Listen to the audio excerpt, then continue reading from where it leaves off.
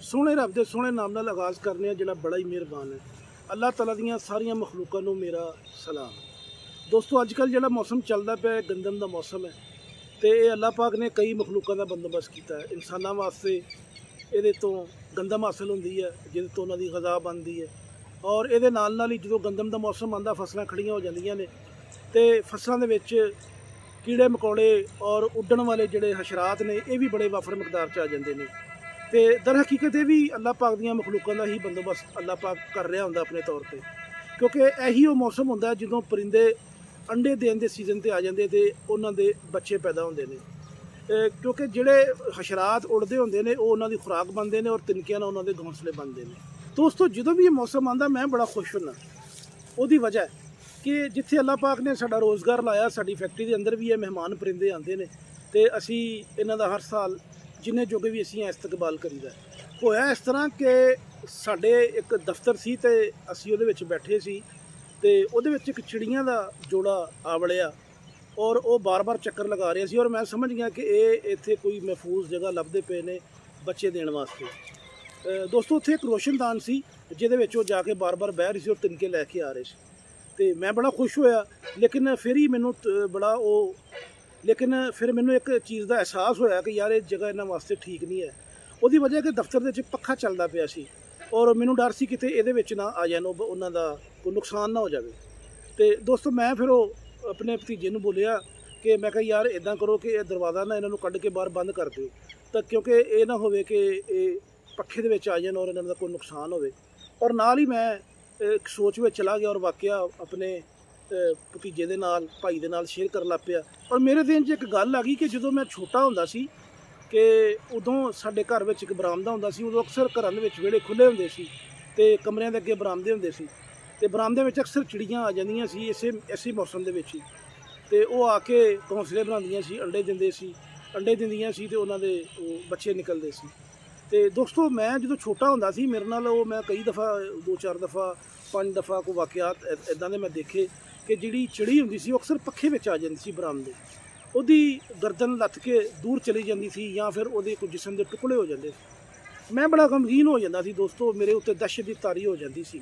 तो दोस्तों इहदी वजह तो मेरे उत्ते कई दिन असर रहिंदा सी। मैं वो बचपन दे विच उस खौफ दे विच मुबतला रहिंदा सी और उस चिड़ी दे बारे सोचदा सी कि किस तरह बेचारी कट गई मर गई अपनी ड्यूटी दिंदियां होया। ते दोस्तों अजे मैं ये सोचदा ही पिया सी ते मैं खैर अपनी इस गल नूं भुलाउण वास्ते अपना ध्यान इधर उधर करने वास्ते अपना मोबाइल खोलिया तो मैं फेसबुक चलान लग पिया, फेसबुक देखन लग पिया हसबे मामूल। तो मेरे सामने फ़लस्तीन और गज़ा में जिहड़ा कतलेआम हो रहा है वो तस्वीरां आनियां शुरू हो गई। मैं बड़ा गमगीन हो गया।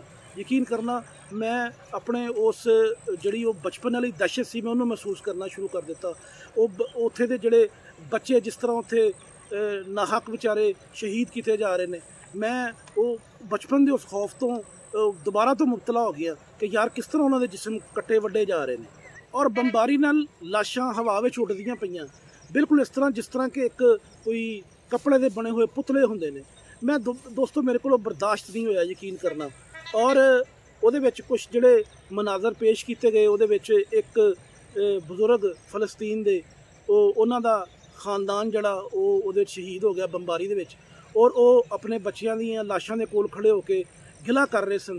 वो अपने बच्चों दीयां लाशां दे कोल खड़े होके गिला कर रहे सी और इल्तजा कर रहे सी कि या रसूलुल्लाह मुसलमानों की शफात ना करना, या रसूलुल्लाह मुसलमानों की शफात ना करना, इन्होंने साड़ी मदद नहीं की। तो दोस्तों इस तरह ही एक बूढ़ी औरत उन्होंने भी मैं देखा कि जिन्हों के सारे पोते पोतियाँ बंबारी शहीद हो गए और वो भी यही इल्तजा कर रही सी कि कोई मुसलमान साड़ी मदद वास्ते नहीं आया और असी कल्ले ही इत्थे मरदे पे हैं। दोस्तों मैं उस बुढ़ी औरत की जिहड़ी इल्तजा सी उस मेरे को सुनी नहीं गई। वो भी यही कह रही सी कि मुसलमाना ने साड़ी मदद नहीं की, या रसूलुल्लाह इन्हां दी मदद ना करना। दोस्तों मैं यकीन करना साडे कोल इक्को ही सहारा है, अगर इंसान दा उही सहारा। दोस्तों यकीन करना मैं बहुत ही परेशान हो गया। मैं कुछ लिख ना सकिया, सोचा कि अज मैं होर तो कुछ नहीं कर सकता तो चलो मैं ये एक हिस्सा पाना तुहाडे नाल ये भी एक मसला शेयर करना जो अजकल हो रहा है। मैं अपनी बसात के मुताबिक बोलता पिया, मैं कर तो कुछ नहीं सकता लेकिन मैं आवाज़ उठा सकना। खैर थोड़ी देर तो बाद दोस्तों मैं अपने मामूल दे विच आ गया, मोबाइल में बंद करके साइड पर रख दिता। लेकिन मैं उस तो बाद एक सोच में चला गया ਕਿ ਯਾਰ ਮੈਂ ਤੇ ਉਹ ਬੰਦਾ ਸੀ ਜਾਂ ਮੇਰੇ ਅਗਰੇ ਬਹੁਤ ਸਾਰੇ ਐਸੇ ਲੋਕ ਨੇ ਜਿਹੜੇ ਸ਼ਾਇਦ ਉਹ ਚਿੜੀਆਂ ਦਾ ਮਰਨਾ ਉਹਨਾਂ ਦੇ ਦਿਲ ਦੇ ਉੱਤੇ ਦਹਿਸ਼ਤਤਾਰੀ ਕਰ ਦਿੰਦਾ, ਲੇਕਿਨ ਇਹ ਮਾਸੂਮ ਜਾਨਾਂ ਦਾ ਜਾਣਾ ਜਿਹੜਾ ਕਿਸੇ ਤੇ ਵੀ ਦਹਿਸ਼ਤਤਾਰੀ ਨਹੀਂ ਕਰਦਾ ਪਿਆ। ਔਰ ਇਹ ਰਸੂਲullah ਦੀ ਉਮਤ ਤੇ ਹੋਣ ਵਾਲਾ ਜ਼ੁਲਮ ਕਿਸੇ ਨੂੰ ਨਜ਼ਰ ਨਹੀਂ ਆਉਂਦਾ ਪਿਆ। ਦੋਸਤੋ, ਇਹਦਾ ਸਾਨੂੰ ਸਾਰਿਆਂ ਨੂੰ ਜਵਾਬ ਦੇਣਾ ਪਵੇਗਾ। ਲੇਕਿਨ ਦਰ ਹਕੀਕਤ ਜਿਨ੍ਹਾਂ ਨੇ ਕਰਨਾ ਹੋਵੇ ਉਹ ਕਰ ਗੁਜ਼ਰਦੇ ਨੇ, ਔਰ ਅਸੀਂ ਆਪਣੀਆਂ ਖਰਮਸਤੀਆਂ, ਅਯਾਸ਼ੀਆਂ ਔਰ ਕੁਫਰ ਦੇ ਨਿਜ਼ਾਮ ਦੇ ਵਿੱਚ ਫਸੇ ਹੋਏ ਹਾਂ ਔਰ ਆਪਣੇ ਮਾਮਲਾਤ ਨੂੰ ਦੇਖਦੇ ਪਏ, ਨਫਸਾ ਨਫਸੀ ਦੇ ਆਲਮ 'ਚ ਅਸੀਂ ਫਸੇ ਹੋਏ। ਔਰ ਦੋਸਤੋ, ਮੇਰੇ ਕੋਲ ਔਰ ਸਾਡੀ ਪੂਰੀ ਮੁਸਲਿਮ ਉਮਤ ਦੇ ਕੋਲ ਸਿਵਾਏ ਇੰਤਜ਼ਾਰ ਤੋਂ ਹੋਰ ਕੁਛ ਵੀ ਨਹੀਂ ਰਹਿ ਗਿਆ। ਯਕੀਨ ਕਰਨਾ, ਕਿਉਂਕਿ ਜਿਨ੍ਹਾਂ ਨੇ ਕੁਛ ਕਰਨਾ ਹੁੰਦਾ ਉਹ ਬਹੁਤ ਕੁਛ ਪਹਿਲੇ ਤਿਆਰੀਆਂ ਕਰਦੇ ਨੇ ਔਰ ਫਿਰ ਮੈਦਾਨ 'ਚ ਉਤਰਦੇ ਨੇ। ਯਕੀਨ ਕਰਨਾ, ਦੁਆਵਾਂ ਦੇ ਨਾਲ ਅਗਰ ਮਸਲੇ ਮਸਾਇਲ ਹੱਲ ਹੁੰਦੇ ਤੇ ਸ਼ਾਇਦ ਸਾਡੇ ਵਿੱਚੋਂ ਅੱਜ ਮੁਸਲਮਾਨਾਂ 'ਚੋਂ ਕੋਈ ਕੰਮ ਨਾ ਕਰਦਾ, ਸਾਰੇ ਕੰਮ ਦੁਆਵਾਂ ਨਾਲ ਲੈਂਦੇ। ਦੋਸਤੋ, ਮੈਦਾਨੇ ਜੰਗ 'ਚ ਉਤਰਨਾ ਪੈਂਦਾ, ਜਹਾਦ ਕਰਨੇ ਪੈਂਦੇ ਨੇ, ਕੱਟਣਾ ਮਰਨਾ ਪੈਂਦਾ, ਹੱਕ ਵਾਸਤੇ ਖਲੋਣਾ ਪੈਂਦਾ। ਤੇ ਕਦ ਤੱਕ ਇਸੇ ਤਰ੍ਹਾਂ ਅਸੀਂ ਇਸ ਨਿਜ਼ਾਮ ਦਾ ਸਾਹਮਣਾ ਕਰਦੇ ਰਵਾਂਗੇ? ਦੋਸਤੋ, ਮੈਂ ਗੱਲ ਕੀਤੀ ਹੈ ਕਿ ਅਸੀਂ ਸਾਰੇ ਹੁਣ ਸਿਰਫ ਇੰਤਜ਼ਾਰ ਹੀ ਕਰ ਸਕਦੇ ਹਾਂ। ਤੇ ਮੈਂ ਤੁਹਾਡੇ ਨਾਲ ਇੱਕ ਵਾਕਿਆ, ਇੱਕ ਤੁਹਾਡੇ ਨਾਲ ਕਹਾਣੀ ਤੁਹਾਡੇ ਨਾਲ ਬਿਆਨ ਕਰਨਾ। ਮੈਂ ਇੱਕ ਕਹਾਣੀ ਤੁਹਾਡੇ ਅੱਗੇ ਬਿਆਨ ਕਰਨਾ। ਦੋਸਤੋ, ਇੱਕ ਕਿਸਾਨ ਦੇ ਘਰ ਦੇ ਵਿੱਚ ਇੱਕ ਚੂਹਾ ਸੀਗਾ। ਇੱਕ ਦਿਨ ਉਸ ਚੂਹੇ ਨੇ ਦੇਖਿਆ ਕਿ ਕਿਸਾਨ ਤੇ ਉਹਦੀ ਬੀਵੀ ਆਪਸ ਦੇ ਵਿੱਚ ਗੱਲਾਂ ਕਰਦੇ ਪਏ ਸੀ ਤੇ ਉਹਨਾਂ ਦੇ ਕੋਲ ਇੱਕ ਥੈਲਾ ਸੀ। ਉਸ ਥੈਲੇ ਦੇ ਵਿੱਚੋਂ ਉਹਨਾਂ ਨੇ ਕੋਈ ਚੀਜ਼ ਕੱਢੀ। ਚੂਹਾ ਸਮਝਿਆ ਸ਼ਾਇਦ ਕੋਈ ਖਾਣ ਪੀਣ ਵਾਲੀ ਚੀਜ਼ ਆ, ਚਲੋ ਮੈਂ ਮौज ਮਸਤੀ ਕਰਾਂਗਾ, ਖਾਵਾਂ ਪੀਵਾਂਗਾ। ਲੇਕਿਨ ਜਦੋਂ ਉਹਨੇ ਗੌਰ ਕੀਤਾ, ਉਹ ਦੇਖਿਆ ਕਿ ਉਹ ਇੱਕ ਚੂਹੇ ਫੜਨ ਵਾਲੀ ਉਹ ਚੂਹੇਦਾਨੀ ਸੀਗੀ। ਦੋਸਤੋ, ਜਿਵੇਂ ਹੀ ਚੂਹੇ ਨੇ ਖਤਰਾ ਮਹਿਸੂਸ ਕੀਤਾ ਤੇ ਉਹ ਘਰ ਦੇ ਪਿਛਲੇ ਕੋਨੇ ਦੇ ਵਿੱਚ ਗਿਆ ਜਿੱਥੇ ਇੱਕ ਕਬੂਤਰ ਰਹਿੰਦਾ ਸੀ। ਉਹਨੇ ਇਹ ਗੱਲ ਜਾ ਕੇ ਕਬੂਤਰ ਨੂੰ ਦੱਸੀ ਕਿ ਤੈਨੂੰ ਪਤਾ ਹੈ ਕਿ ਘਰ ਦੇ ਵਿੱਚ ਚੂਹੇਦਾਨੀ ਆ ਗਈ। ਔਰ ਦੋਸਤੋ, ਉਸ ਕਬੂਤਰ ਨੇ ਉਸ ਚੂਹੇ ਦਾ ਮਜ਼ਾਕ ਉਡਾਇਆ। ਉਹਨੇ ਕਿਹਾ ਮੇਰਾ ਇਹਦੇ ਨਾਲ ਕੀ ਤਲਕ, ਚੂਹੇਦਾਨੀ ਦਾ ਮੇਰੇ ਨਾਲ ਤਲਕ ਹੀ ਕੋਈ ਨਹੀਂ, ਇਹ ਤੇਰਾ ਮਸਲਾ, ਤੂੰ ਦੇਖ। ਤੇ ਦੋਸਤੋ, ਚੂਹਾ ਮਾਯੂਸ ਹੋ ਕੇ ਘਰ ਦੇ ਵਿੱਚ ਜਿਹੜਾ ਇੱਕ ਮੁਰਗਾ ਸੀਗਾ ਉਹਦੇ ਕੋਲ ਚਲਾ ਗਿਆ। ਉਹਨੇ ਜਾ ਕੇ ਉਸ ਮੁਰਗੇ ਨੂੰ ਦੱਸਿਆ ਕਿ ਘਰ ਦੇ ਵਿੱਚ ਚੂਹੇਦਾਨੀ ਆ ਗਈ ਹੈ। ਦੋਸਤੋ, ਚੂਹਾ ਮਾਯੂਸ ਹੋ ਕੇ ਮੁਰਗੇ ਦੇ ਕੋਲ ਚਲਾ ਗਿਆ। ਉਹਨੇ ਜਾ ਕੇ ਇਹੀ ਗੱਲ ਮੁਰਗੇ ਨੂੰ ਦੱਸੀ ਕਿ ਘਰ ਦੇ ਵਿੱਚ ਇੱਕ ਚੂਹੇਦਾਨੀ ਆ ਗਈ ਹੈ।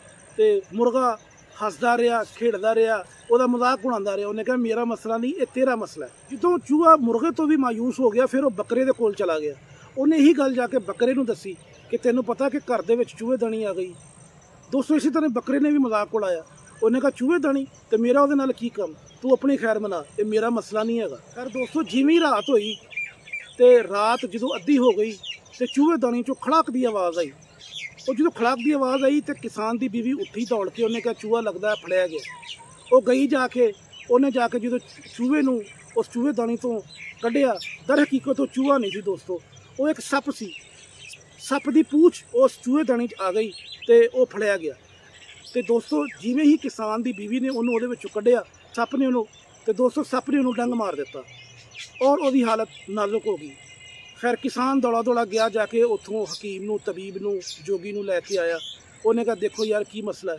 ਹਕੀਮ ਨੇ ਜਦੋਂ ਦੇਖਿਆ, ਉਹਨੇ ਕਿਹਾ ਕਿ ਇਹਨੂੰ ਲਕਵਾ ਹੁੰਦਾ ਪਿਆ ਤੇ ਫੌਰੀ ਤੌਰ ਤੇ ਇਹਨੂੰ ਕਬੂਤਰ ਦਾ ਗੋਸ਼ਤ, ਉਹਦਾ ਸੂਪ ਬਣਾ ਕੇ ਪਿਲਾਓ, ਇਹਦਾ ਇਲਾਜ ਇਹੀ ਹੈ। ਦੋਸਤੋ, ਹੱਲ ਕੋਈ ਨਹੀਂ ਸੀ। ਕਿਸਾਨ ਨੇ ਫਟਾਫਟ ਜਿਹੜਾ ਘਰ ਦੇ ਪਿਛਲੇ ਪਾਸੇ ਕਬੂਤਰ ਸੀ ਉਹਨੂੰ ਹਲਾਲ ਕੀਤਾ, ਜ਼ਿਬਾ ਕੀਤਾ, ਸੂਪ ਬਣਾਇਆ। ਹਜੇ ਕਬੂਤਰ ਦਾ ਸੂਪ ਚੁੱਲ੍ਹੇ 'ਤੇ ਸੀ ਤਕਰੀਬਨ। ਤੇ ਦੋਸਤੋ, ਘਰ ਦੇ ਵਿੱਚ ਜਿਨ੍ਹਾਂ ਇਰਦ ਗਿਰਦ ਕਰੀਬ ਦੇ ਰਿਸ਼ਤੇਦਾਰਾਂ ਨੂੰ ਪਤਾ ਲੱਗਾ ਤੇ ਉਹ ਵੀ ਆ ਗਏ। ਉਹ ਜਦੋਂ ਆ ਗਏ ਤੇ ਉਹਨਾਂ ਦੇ ਵੀ ਰੋਟੀ ਦਾ ਟਾਈਮ ਹੋ ਗਿਆ ਸੀ। ਕਿਸਾਨ ਦੇ ਕੋਲ ਉਸ ਮੁਰਗੇ ਤੋਂ ਇਲਾਵਾ ਹੋਰ ਹੱਲ ਕੋਈ ਨਹੀਂ। ਉਹਨੇ ਉਹ ਮੁਰਗਾ ਜ਼ਿਬਾ ਕੀਤਾ ਮਹਿਮਾਨਾਂ ਦੀ ਖਾਤਰਤਵਾਦੀ ਵਾਸਤੇ। ਉਹਨਾਂ ਨੇ ਉਹ ਮੁਰਗੇ ਦੀ, ਖੈਰ ਉਹਨਾਂ ਨੇ ਮਹਿਮਾਨਾਂ ਨੇ ਰਾਤ ਨੂੰ ਰੋਟੀ ਛੋਟੀ ਖਾਧੀ। ਤੇ ਜਦੋਂ ਅਗਲਾ ਦਿਨ ਆਇਆ ਦੋਸਤੋ, ਰੱਬ ਦੀ ਕਰਨੀ ਇਹੋ ਜਿਹੀ ਹੋਈ ਕਿ ਉਸ ਬੀਵੀ ਦਾ ਇੰਤਕਾਲ ਹੋ ਗਿਆ। ਕਿਸਾਨ ਦੀ ਬੀਵੀ ਦਾ ਜਦੋਂ ਇੰਤਕਾਲ ਹੋਇਆ, ਦਫਨਾਉਣ ਤੋਂ ਬਾਅਦ ਜਿਹੜੇ ਮਹਿਮਾਨ ਸੀ, ਕਿਸਾਨ ਦੇ ਕੋਲ ਹੋਰ ਕੋਈ ਹੱਲ ਨਹੀਂ ਸੀ। ਉਹਨੇ ਉਹ ਬੱਕਰਾ ਕਰ ਲਿਆ ਉਹਨਾਂ ਮਹਿਮਾਨਾਂ ਦੀ ਖਾਤਰਤਵਾਦੀ ਵਾਸਤੇ। ਤੇ ਦੋਸਤੋ, ਇੰਜ ਕਰਦੇ ਕਰਦੇ ਉਹ ਸਾਰੇ ਜਾਨਵਰ ਹਲਾਲ ਹੋ ਗਏ ਔਰ ਉਹ ਚੂਹਾ ਬੜੀ ਦੂਰ ਨਿਕਲ ਗਿਆ ਸੀ। ਤੇ ਦੋਸਤੋ, ਅੱਜ ਉਹੀ ਟਾਈਮ ਸਾਡੇ 'ਤੇ ਵੀ ਆ ਗਿਆ ਕਿ ਅਸੀਂ ਲੋਕ ਅੱਜ ਉਸ ਚੂਹੇ ਦੇ ਬਾਰੇ, ਉਹ ਚੂਹਾ ਸਾਨੂੰ ਦੱਸ ਰਿਹਾ ਕਿ ਤੁਹਾਡੀ ਵਾਰੀ ਵੀ ਆਉਣ ਵਾਲੀ ਹੈ ਤੇ ਜ਼ਰਾ ਇੰਤਜ਼ਾਰ ਕਰੋ। ਲੇਕਿਨ ਅਸੀਂ ਇਹੀ ਕਹਿੰਦੇ ਹਾਂ ਕਿ ਇਹ ਸਾਡਾ ਮਸਲਾ ਨਹੀਂ। ਦੋਸਤੋ, ਮੈਂ ਉਮੀਦ ਕਰਨਾ ਮੇਰਾ ਦੁੱਖ, ਮੇਰੀ ਇਹ ਗੱਲ ਜਿਹੜੀ ਮੈਂ ਉਹਨਾਂ ਦੇ ਹੱਕ ਵਾਸਤੇ ਕੀਤੀ ਹੈ, ਤੁਸੀਂ ਇਹਨੂੰ ਲਾਈਕ ਕਰੋਗੇ, ਸ਼ੇਅਰ ਕਰੋਗੇ, ਪਸੰਦ ਕਰੋਗੇ। ਔਰ ਮੈਂ ਦੁਆ ਦਿੰਦਾ ਕਿ ਅੱਲਾਹ ਤਾਲਾ ਤੁਹਾਡੇ ਹਰ ਕੰਮ 'ਚ ਖੈਰ ਫਰਮਾਏ ਔਰ ਤੁਹਾਨੂੰ ਖੈਰ ਦਾ ਵਸੀਲਾ ਬਣਾ ਦੇ। ਮੇਰੀ ਇਸ ਵੀਡੀਓ ਨੂੰ ਜੇ ਚੰਗੀ ਲੱਗੀ ਹੋਵੇ, ਲਾਈਕ ਜ਼ਰੂਰ ਕਰਨਾ, ਸ਼ੇਅਰ ਕਰਨਾ ਔਰ ਕਮੈਂਟਸ ਕਰਨਾ।